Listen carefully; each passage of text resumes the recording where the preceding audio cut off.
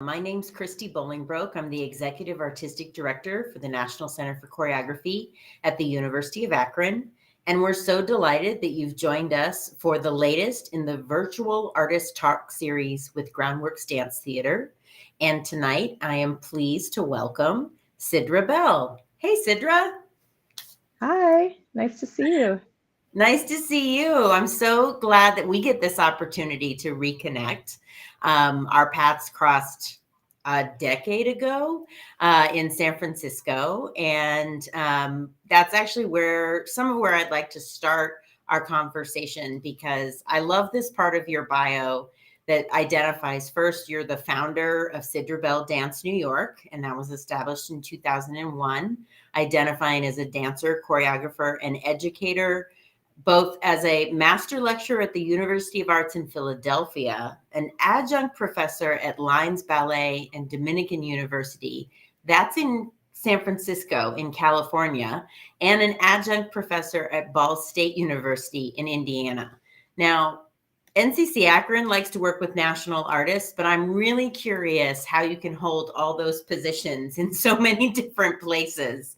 Talk to us a little bit about how you navigate dance academia.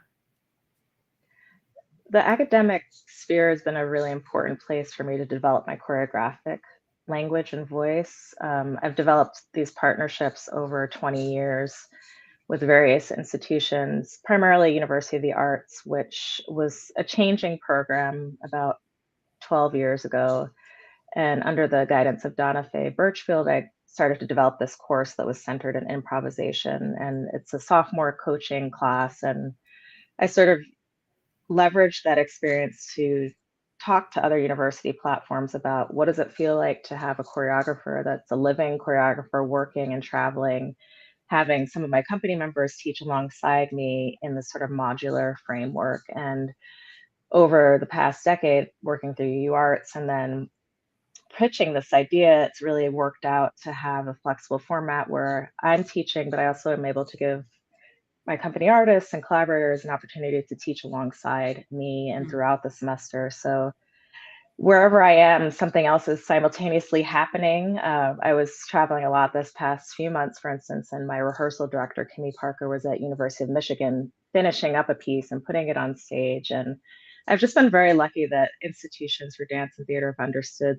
that it's very necessary for me to be in the field and to be able to bring that back to their students. And Ball State University is another place that's brought me in and the company in various capacities, whether it's doing an installation or a formal concert piece or bringing the company out to work through National Dance Project and be on their stage at Emmons Auditorium.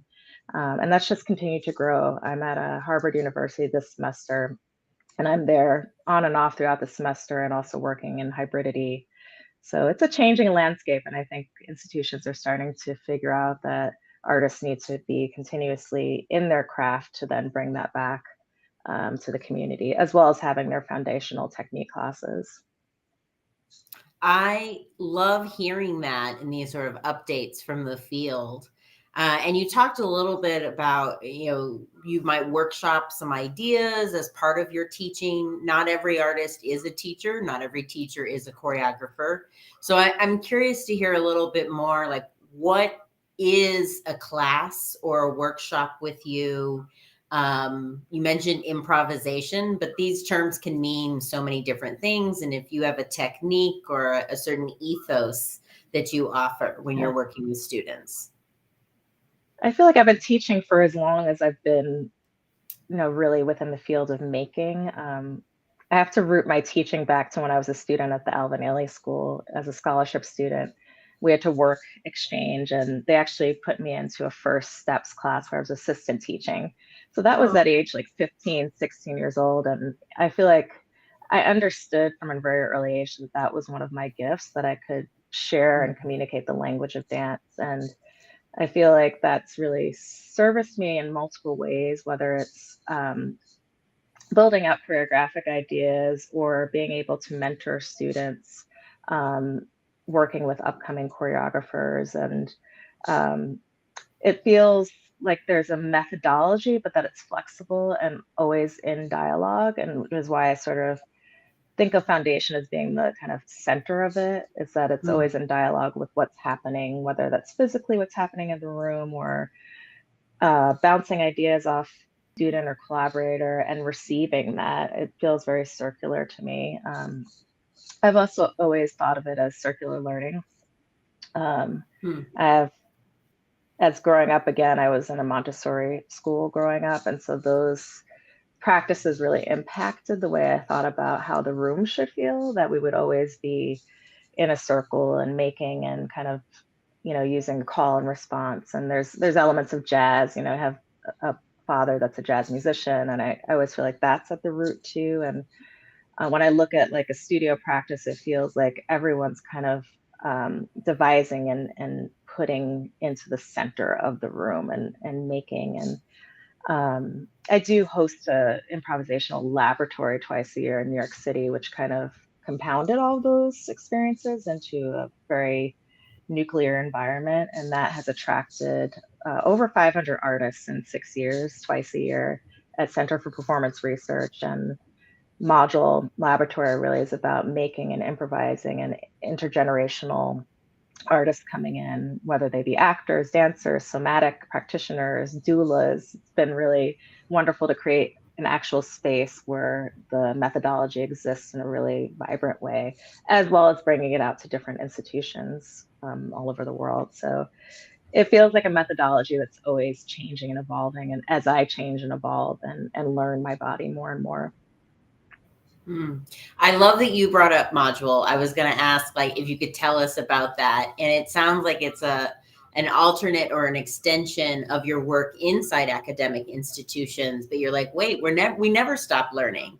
You're still in dialogue with your body. You're still figuring something out, and the connections and creating that space, not just for dancers and choreographers, but doulas. Everyone who can be a part of the support system. And it's in definitely the circle. a passion.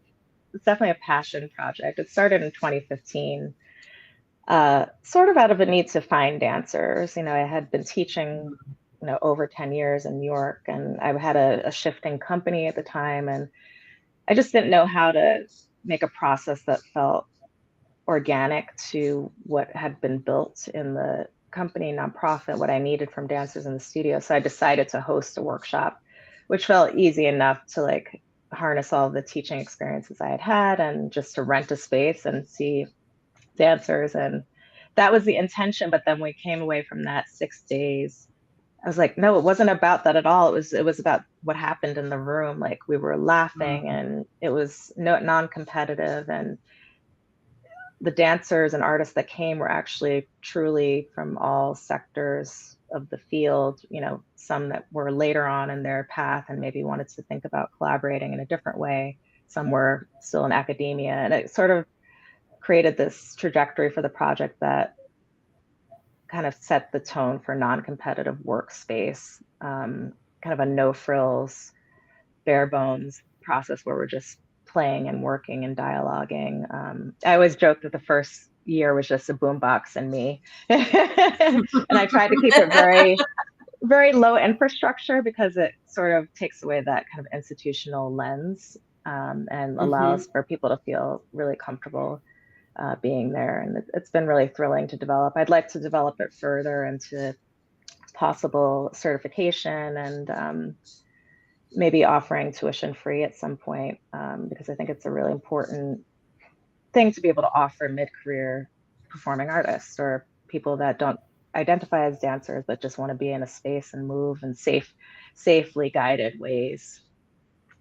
I also just loving the spirit and the image. I mean, you in a boombox took me right back to my preteen self in a boombox, making up dances in your living room, and for the joy of it, right? Like just to find that, because sometimes as we become, more and more professional, you need to have the ability to also be in dialogue with why you do this in the first place. And the space. And that's why I bring up the laughter. Like that was what struck me most, is that I was going through a very transitional time where I was needing to like find another crew of collaborators. And I just remember like one of the sessions just bursting out into laughter, which I'm pretty like stoic most of the time. I just felt this joy like emitting out of me through the Mhm. process. And yeah, it just felt so necessary and continues to feel very necessary for me and for the community. And what I've loved in recent years is that we've actually kind of fostered this idea of professional fellows at the modules that are kind of Mm. already practitioners, and they might guide a session or be doing mentorship work with me, or even some of them have been more interested in filming or doing something in a creative like container for the project, or even DJing, or making music in Mhm. the room. So it's really turned into this like interdisciplinary thing. Yeah, Mm. the next one's in June 2023. Okay. CPR has been a great partner. It's such a I'm on the board of CPR, Center for Performance Research, and I feel like that's one of the spaces in New York that really sticks to the mission of being artist driven, which is why we do like to do the project there. Fantastic. And can you tell us a little bit more about, so who is in your current crew? Sidra Hmm. Bell Dance New York. I mean, now congratulations also to have any sort of company model for 20 plus years, and continuing to make. What does a crew look like? How many dancers, cast members? How often do you typically get to make work on your own company? What's really beautiful now post pandemic is that I've been gifted this 3-year residency at the Gibney Dance Center. It was something I did not expect. It came as a gift and a surprise late last year, and we were already kind of celebrating our 20-year anniversary. I needed out of the pandemic, for kind of functional reasons. We put Mhm. together this repertory show, because a presenter in Cincinnati, actually, Mutual Dance Theater with the Aronoff Theater, was inviting us to come out, but we were not in rehearsal very much during the pandemic. So out of functionality, I just decided to bring together these works from the past 20 years, solos, duets, small group pieces. And we ended up bringing that piece to Mutual Dance Theater in Cincinnati in 2022. So that piece already existed. And then Gina Gibney at the same time was sort of looking at me, along with Nigel Campbell, her center director, to be an artist in residence. And they decided to present this retrospective work to celebrate us this past fall. So I actually had 8 Mm. dancers involved in that. It was this beautiful tapestry of actually existing dancers that were sort of in the company, and I actually brought in a few from the past, which was really Mhm. interesting. I feel like the company has become a much more flexible space to engage with artists that are entrenched in the philosophy of the company, but shifting, with each project. And it was sort of a beautiful thing to be able to like integrate dancers from all parts of my life. Those Mm. that were like really working in the company, and some from even 10 years ago. Um, so I was really proud of the show. It really felt like this is us. um, Nice. That's alongside, good. yeah, alongside of the show, we actually did this retrospective gallery. So the audience moved through this gallery of ephemera, like costumes and objects and photographs from the past, and then moved into upstairs Studio C where the show happened. And our next project with Give Me is actually a new piece that will take place in 24. So we have a residency this whole year, and then we'll be doing a new piece with Creative Capital, with composer Emmanuel Wilkins. So lots of stuff coming up in the future, and keeping this kind of small boutique model. I think it also is a great model to tour with, and to kind of leverage partnerships within community to allow the dancers to be able to take on teaching roles. And it's still a very intimate structure that I'm trying to cultivate in the company model. I, and that's just one of the things amid all the different teaching that you do. And I also would be remiss not to acknowledge you are the first Black female choreographer for New York City Ballet, yet a whole other paradigm and environment to work in. What was it like to make dance in that structure? When we think about structure, I was actually thinking about it today in rehearsal with Groundworks.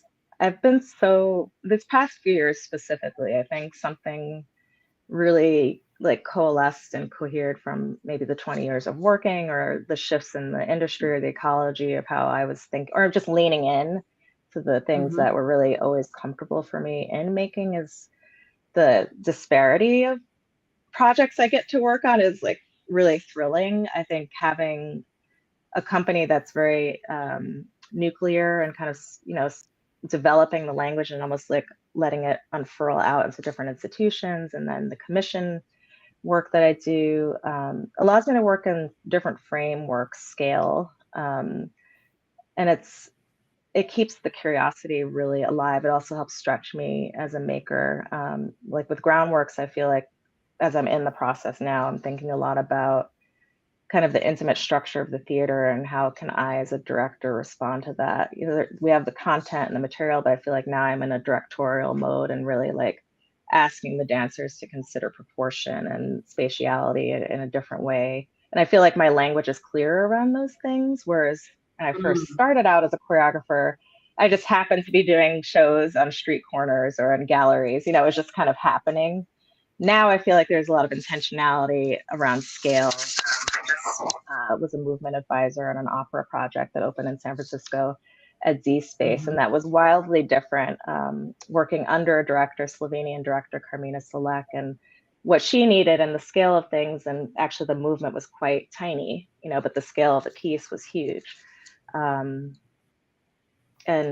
working with City Ballet, the consideration of scale was like right at the outset with the costumes Mm-hmm.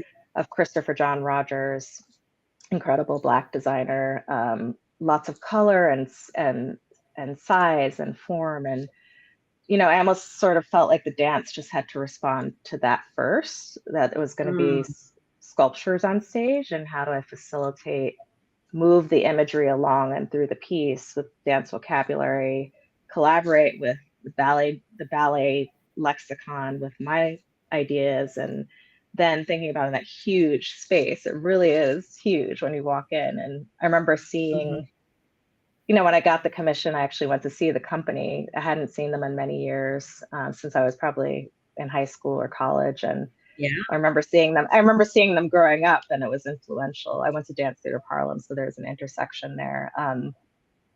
But when I saw the show and thinking about, I'm going to be on that stage, like I have to fill the stage up. It's got to be in a different kind of proportion. So I really loved the challenge. I loved meeting the challenge. There was a lot of integrated work actually that happens behind the scenes in the costume room with Mark Happel, who's the costume supervisor. And we were always talking about scale and frame. And then with Mark Stanley, the lighting designer, it was, the things that you might do in a modern contemporary space, like things have to be more ample and amplified, while still kind of adhering to the aesthetics of the work. So there were fun things that happened, like I got to light up Balanchine's jewels in the theater. Like they're just really beautiful, like notes and things that you can do when things can fly in and out of a theater. That was just like spectacular. I had a really great time with the piece and with the dancers. Awesome. It's so fascinating to hear you talk about scale, because I'm reminded of the first time we got to meet was at a small theater, 171 seat theater in San Francisco, ODC Theater. And you were partnering with Levy Dance at the time. And if I recall, it was like both Levy Dance dancers and Sidra Bell Dance New York dancers. And there was that spirit of play, but it's such an intimate space that the audience, it might as well like be on stage with you, especially Mm-hmm. relative to something like Lincoln Center. Mm-hmm. And I remember the lights also inside of that. And so I wouldn't have been able to articulate it, but I think, yes, you've always played with scale, That was, I and mean, have found. I'm still doing that same thing that I was doing at ODC Theater with you. I mean, that particular residency with Levy Dance was critical. I think at that particular juncture, I think I was like 10 years into my career. Mhm. And Ben Levy offered the opportunity to kind of be, he was mentoring me. We were kind of at the same place, but he had much more infrastructure on his company. And to be at ODC Theater, we had that technical residency with the Rainin Foundation. And to be able to be in a space and literally have everything be about the tech alone, and the dance was kind of secondary and almost like a palette to work with. But having crew being able to take things up and down and move lights, and let's try this and let's see how this lights the body and what happens if we bring projection in here. That was really important. I think I've carried that with me. But we don't get those opportunities often. So I've savored those moments where I've been really able to play with the theater and what it does. And I'm still doing some of those ideas, actually, a lot of those existing ideas from the pieces I made on Levy and my company. I still bring Yeah. those ideas in, whether it's like lowering the truss or having fluorescence or, and also isolating That, ideas. I mean, I want to describe for people, especially if they've never been in a technical residency, it would be like if you went into someone's house and they said, well, I just decided to make the living room the dining room and the dining room the living room. Like you come into a house and it's organized a certain way, but it's not all a foregone conclusion. And that's what I really felt you explored. You were like, what if we move all the lights to the front of the stage? What if we do all of this over here? Just to be able to see it. I'm, delighted that it still sticks with you. Yeah. What sticks with me, and I watched some of your more recent footage as well, knowing that we were going to get to see each other again. And what is also still the same is this way of movement that almost has like an inherent tension. Sometimes pulling, dancers pulling themselves into knots that you're like, how did their body do that? But yet they also seem at ease. And the best description I can come up with it is it's almost never a fixed entity. It's like liquid metal that kind of like one of those toys that would run through your fingers, or as you flip it over, it constantly moves. It's never still. And I'm curious, if one that resonates, but also how would you, care to describe your movement aesthetic? I'm learning so much about movement right now. I've kind of been moving more myself, which has been really great to rediscover. Even performing a little here and there, improvising on my own. And I feel like the body just continues to be like this unveiling process for me. And in that way, I think like I'm always in my movement research and vocabulary, like it feels like I'm always in between states, but working even more so now with like the sort of space between stillness and motion, which what do we even call that? There's no name for that. And coaching the dancers to feel that like anticipation. I think anticipation is really important, whether it's like getting to an extreme or being closer to like hibernation or meditation even. So that's just something, it continues to be curious. I was thinking about it today, like even in warming up, like every time I'm guided in a practice or I hear a new idea about like how to describe something that I've done my entire life, it always feels just so enlightening and like a discovery. And that's something I like the dancers to feel like it's not just happening robotically. It's like you're actually feeling and discovering it in real time, which I think causes it to be this sort of theatrical hyper world because it's happening. Like it's always happening. It's always live in the body. And I think that kind of comes through in the performance. There's a tenuousness to it. That Yeah. I'm still captivated by that tenuousness and in motion, if not more so than ever before.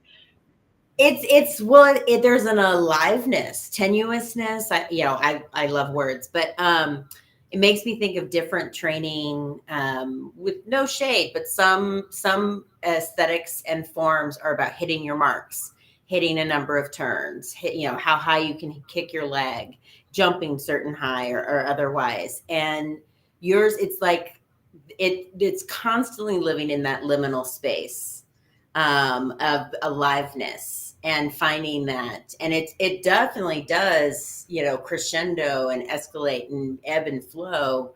But it's not as staccato. It has more of a sense of constant breathing too. It's really interesting to be aware of that also as a viewer too, and how conditioned we are as dance audiences to applaud for 32 fouettes. But then how do we also stay present when dancers are giving us so much in your work in that way? It's heart rate too. It's heart. I think when I'm accumulating ideas, which is actually where I am with the groundworks right now, like I'm kind of accumulating. It feels like we're in this like almost static place right now. And it's like, how do these ideas accumulate and where does, I was talking to the dancers today about pitch. Like that's usually a word you would use for music. I mean, you might use it in dance, but it's not as used in that way. And it's like reset the pitch, like sort of feeling like where the vibrational points can be and how do you export that and translate that, but then also feel it. Like there's so much going on in a three-dimensional way for them. I think the important thing is to feel that it's three-dimensional, that it's not just a flattened experience, which then maybe affects the audience in a way that's nonverbal or it's not as named, but it's important. It's just as important as something that feels performative and like sort of carved out, something that we understand. Like think it's okay not to understand everything that happens to you. Yeah, that's why, especially inside of contemporary dance, just like contemporary art and sort of leaving what's unsaid as well, to stay present.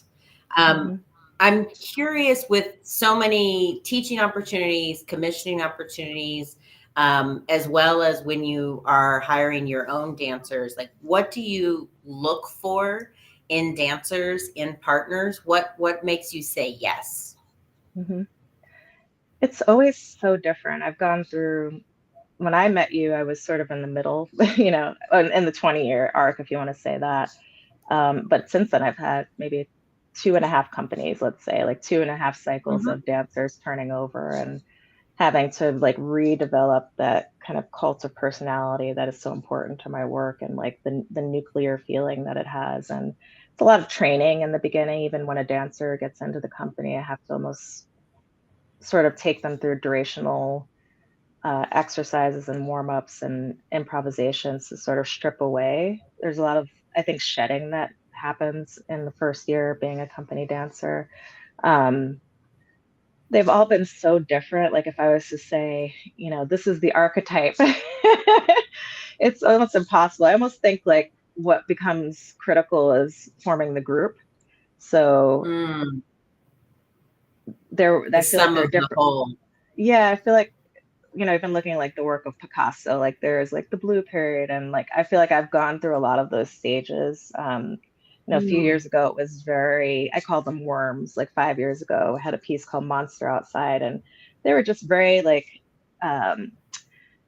curious and strange even. And, they were, super eclectic, endless curiosity. And it felt like that group, which was kind of after the group that you met, felt like I was almost restarting into my like infancy as a maker. And they were sort of in that range too. Like we were in this kind of discovery period. And so they were the worms, and now, it feels like with this last kind of period, I've been much more focused on like stillness and even pedagogy to some extent, and kind of like what are the boundaries and limits. And so the dancers I'm working with now feel very, I feel like everything's like their bones are just, it's just like you just see their bones moving around. And I think that's because I'm just hyper aware of like what I'm doing on a technical level with my material, and the coaching is amplified. So yeah, they just feel like periods. I think as I audition new dancers, I'm always looking at like what I need, who's there, what can the kind of, what does the kinesphere feel like? What is their intellect like? Like, what are they bringing in? Where are they at? There's a lot of conversation around like, where are you at in your life and how can we be in conversation with each other? Because it truly is a collaboration. There's a lot of taking. I take a lot of material from the dancers and a lot of ideas. And so I think it has to be timing as well. Like there's only so much that you can look at the technique of the body because so many dancers have incredible technique, especially now as the field has advanced. Like there's almost an endless amount of possibilities dancers can do. But I think for me, there's something in the essence and the spirit and the yeah, just where they are and what they're thinking about, and is that something I want to think about or ponder, and so it's there's a lot of timing that's in place, but I think that in general I'm curious about motion still. Like there's a lot of motion still happening in the work. So how do we Mhm. facilitate that? There's no archetype for that, but just a curiosity in the body. Yeah. Well, and to talk about your work with Groundworks a little bit more, and you've mentioned it some this evening, but I'm curious, like, where did you start? You've talked also in the past about responding to costumes or music and space as an idea. This work will be performed in two different spaces, one in Akron, one in Cleveland. Where did you begin when you stepped into the Groundworks environment? Well, it's actually nice even thinking about my own company, because coming here felt like a very familiar environment, and that it's 5 dancers, which is a similar scale, endless possibilities. Like they feel like I can almost utter something and they have 1,000 ideas of where that motion and movement can take Mm, them. Very open, and the kind of dancer that I would look for, like in that same kind of train of thought. Like there's something really curious about the dancers, something that David cultivates. I can feel it. And then now getting to know David more, there's something quietly like instituted in the space of like curiosity and mutuality, that I just feel from them. mhm, Um, I did kind of come in with a blank canvas for a lot of reasons. I'm in a heavy touring period on my own, so I've just come from several different projects, and so I felt when I got here I was just exhausted, and which was kind of a nice state to start with these dancers, because they were very open, and I just taught a class to start, and we just started to work shape and movement, which is sort of where I always work, is shape and out. And I was kind of debating about music. In recent works, I've been working with even orchestra and voice and the opera I mentioned. So it was kind of nice to just be back in my music library and searching for unique pieces. And um, as I was going, I bookmarked things that felt sonically interesting. And I think we're getting there. I'm still in the process of choosing. Like even mm, today, I rearranged everything in the center piece. So there's all like, it's haywire again. And I changed one of the songs and put in other structural elements. So we're kind of in the middle. But I think what's been great is feeling like I can do that. Like there's time to do that. I don't need to decide. Um, and there's no pressure. I haven't felt any pressure to have a finished product by tomorrow. mhm, It feels like there's still time to rearrange and consider, and the spaces too. I'm responding to the intimacy of those two spaces, which also feel like really comfortable frameworks for me in relationship to like work that I've done in New York and Black Box. And so it's fun to be in that space again, of mhm. kind of a little bit of a tinier theatrical chamber-like group of dancers and endless possibilities. I've been talking to the dancers about abundance within a small frame, and Mm, that feels thematically very important to what they're doing in their bodies and also the structure of the piece. mm. Do you have a title yet, or how does that come about in your process? The title's Temperance, Temperance. and using the secondary definition of it, because I realize there's a movement around temperance. I'm using it in the sense of like consideration and restraint. I love titling, I love language as you do. And I think for me, titles are containers. Sometimes they come really early, like day one. I always have my journal next to me. And journaling is sort of a constant process within, whether it's like something I say and I need to like kind of write it down, or something I want to think about or question.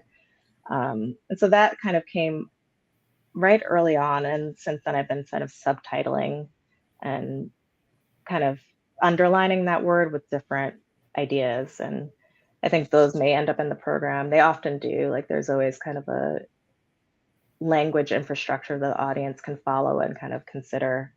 Um, Mm, so that's been fun. Just like bringing my writing out more, like mhm, having a writing practice, and thinking about how that can feed into performance work and also publishing. And I've just been writing more and like formalizing that process more, and having that fold out into how I present, propose, question. Yeah. Yeah. But it's almost poetic then too, to understand how the words and any language would reveal itself. Um, It's a process I of revealing, absolutely. It's like the yeah. peeling back that I was talking about in movement too. Like it feels like language, which you can never really name what's happening Mhm. in the body fully because it's three-dimensional and it's felt and it's embodied. But I do like to have a process parallel that can kind of export the ideas out, whether that's a sketch or a poem or something that allows for it to live in another space. Mhm. It's, I mean, the creative process is rarely ever linear. And as you build out or reveal these other spaces, it makes me think of also more and more boxes. So inside of all this, I'm also curious, how do you know when it's done, or at least done for now? Is this a place where you're given a box like, great, I need a 17-minute dance? Or do you just keep feeling and finding your way and revealing, and there's something intuitive? I think that's always a question, particularly for our younger dance makers or those coming, out of college. They're like, I found this piece of music. This piece of music is 3 minutes and 31 seconds. My dance is 3 minutes and 31 seconds. So I'm just kind of curious how you also are exploring that scale, in terms of time. It's always a negotiation. I think there's something interesting in the structure of my career too, because I do have limits and deadlines and lots of deadlines Yeah. in so many ways, can almost seem insurmountable.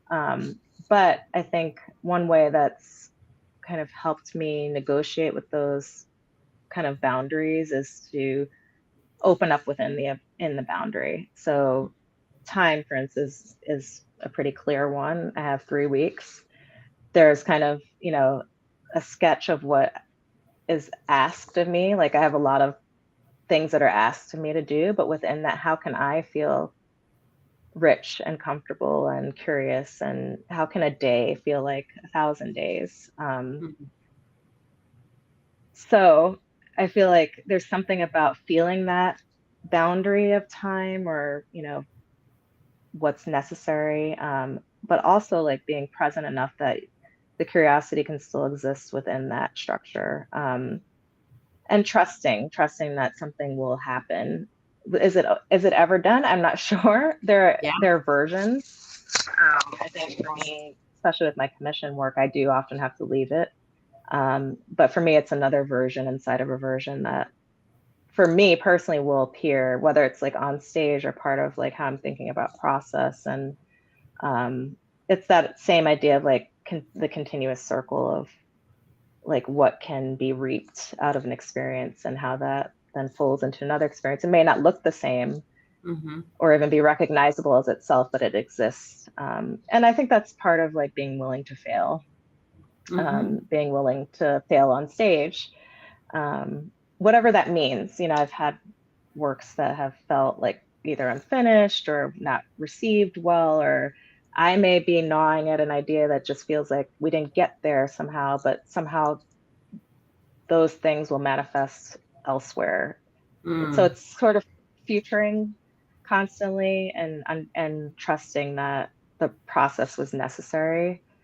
Um, and I really have felt that. I think I have a lot of hindsight in that now, to be able to like guide my mentees in that process, that this Hmm. isn't the only time. This isn't the last time. There's always more. Whether it looks like you thought it would or not is another story, but there's always more inside of it. Mm. Um, and I have manifests of that, like where a piece feels like it's on the way, but it's not quite there. I may revisit it. I may extract. I may You got revise. to, yeah, for your So retrospective. Yeah. yeah, there's so many. I mean, even that process, it felt like a brand new piece. Yet there was like a precision too. Like it was interesting. It was really interesting at this stage, doing something like that, because I still feel like I have a lot of years left. So to like, Totally. Yeah. but to actually like be in a space where I had a lot of precision with what the works were kind of about, but then to be able to Mm. coach new dancers into it was super interesting.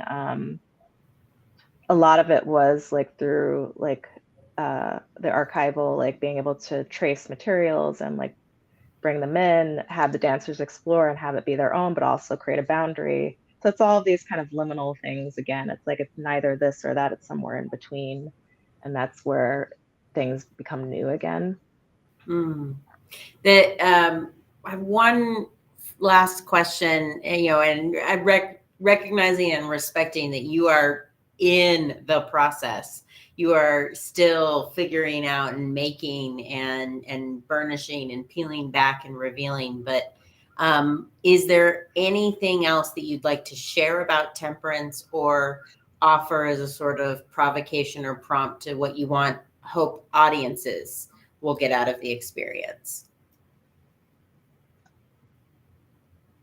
I don't know. There's a lot of work for me in this piece around the idea of like the abundance within like a limited scale, and meaning that in like what the dancers are doing, I think is really finite and beautiful, and just the provocation to like peer in a little bit more. I think Mhm. that's what I'm asking the dancers to do, and I know that it's really challenging because they're so technically virtuosic. Like there's so much they can do, but to sort of create this really concise world, and to have them like peer into themselves more, I think that would be a provocation for the audience to really like lean into the piece, Mhm. Mhm. whether that's through the lensing or the listening.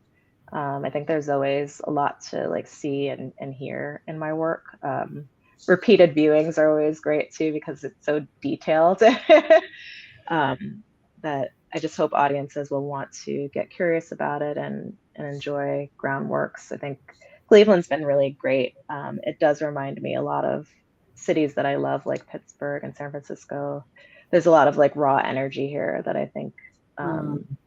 really is reflected in the Groundworks ethos and how they work with community. And yeah, there's something really raw and beautiful about what I've experienced here.